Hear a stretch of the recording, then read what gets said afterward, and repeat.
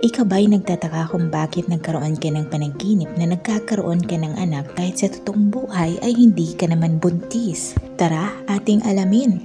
Dahil ang dream interpretation na ibabahagi ko sa inyo ngayon ay ang kahulugan nito. Paalala lamang na ito ay isang general interpretation, kaya hinihiling ko sa inyo na magiging open and receptive sa mga impormasyon na ibabahagi ko sa inyo sa ngayon.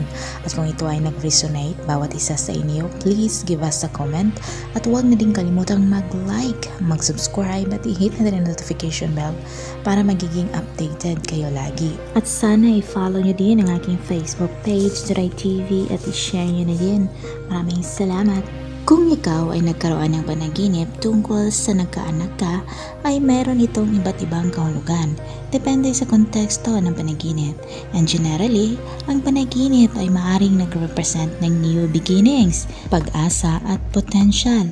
Ito din ay maaaring nag-signify ng iyong kagustuhan na mag-expand sa pamilya o sa kasalukuyang family dynamic. Maaari din na ang panaginip ay nag-symbolizes ng anxieties at takot sa future. And in some cases, ang panaginip ay maaari ding nag-refer sa isang bagay na nasa proseso na ng paggawa. At ito ay maaaring isang creative project, business ventures o di kaya isang personal goal. Ito din ay maaaring nag-represent ng bagong idea o konsepto na mabubuo.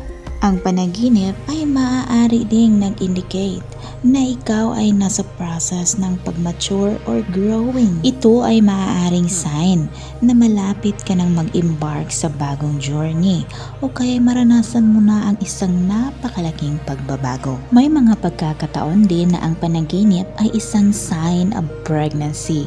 Kung ikaw ay sinusubukan na mag-process ng idea of being pregnant, maaari din na ang panaginip ay nag-signify ng iyong desire na isang fresh start o kaya bagong simula. Maaari din na ito ay isang sign ng kawalan mo ng kontrol sa buhay at naghahanap ka ng paraan para ma-regain mo ang kontrol. Kahit ano pa ang konteksto sa panaginip, ang ganitong panaginip ay maaaring isang symbol ng isang potential ng panibagong simula at pag-asa. Ito ay isang reminder na ang future is still full of possibilities at ikaw ay capable na magkuha ang mga magagandang bagay. Sana nagustuhan nyo ang dream interpretation na ibinahagi ko sa inyo sa ngayon at makibahagi na din sa inyong mga opinion at katanungan sa pamamagitan ng pag-komento sa baba.